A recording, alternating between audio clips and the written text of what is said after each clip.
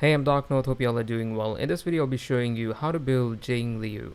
Her best set for maximizing damage is 4-piece Quantum against Quantum weak enemies. This way you get 20% defense ignore in total with the 4-piece, which is huge. If you have Silver Wolf, you can have more uptime on this set even against enemies that are not weak to Quantum, which makes this even better. The second best option is 4-piece Ice set, followed by 2-piece Ice set and 2-piece Attack set, or 2-piece Speed set if you're trying to hit that 134 speed threshold. For Planar Ornaments, the best one by far is Ruthless Arena, which gives you crit rate and skill damage bonus, which is most of her damage. It's not that difficult to hit this 70% crit rate requirement either, because she gives herself a lot of crit rate with her passive. The other options are Inertial Soda, which gives you crit rate and ult damage, and Base Healing Station, which just gives you a lot of attack. You can use this if you have really cracked substats on them, otherwise you just want to prioritize getting Ruthless Arena on her.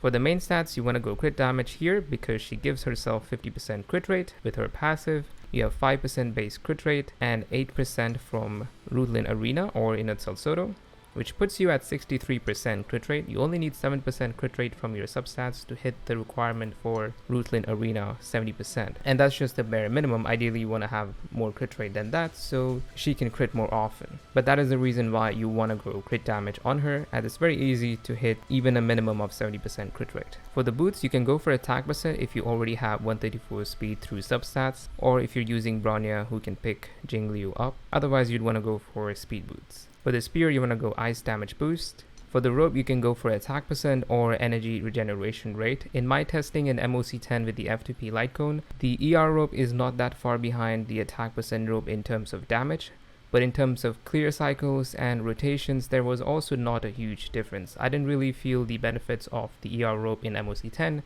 because the fights just didn't last long enough. So I'd only recommend going ER rope if you're using her in longer fights, or if you have E6 or your ER rope has just cracked substats.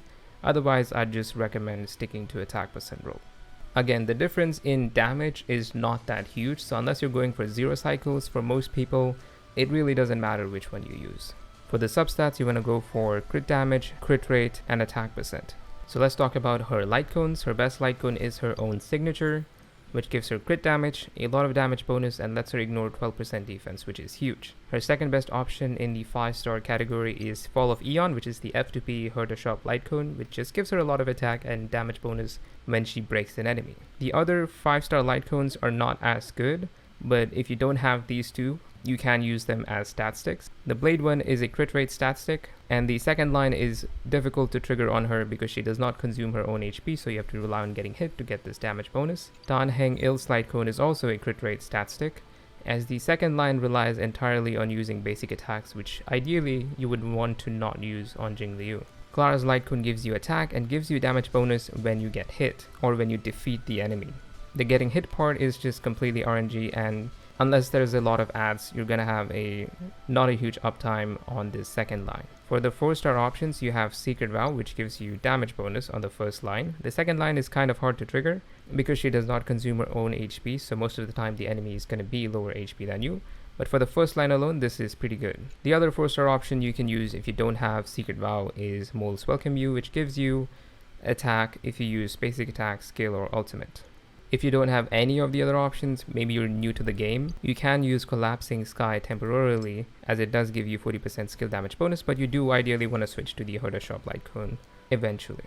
For the talent priority, you want to level up her skill first, followed by her ultimate and talent simultaneously. And that's a short guide on how to build Jingliu. If you found this helpful, consider leaving a like and subscribe for more. You can check out the Honkai Star Rail character builds playlist in the description if you're looking for more character builds. I'm Dark North, thanks for watching, have a good one.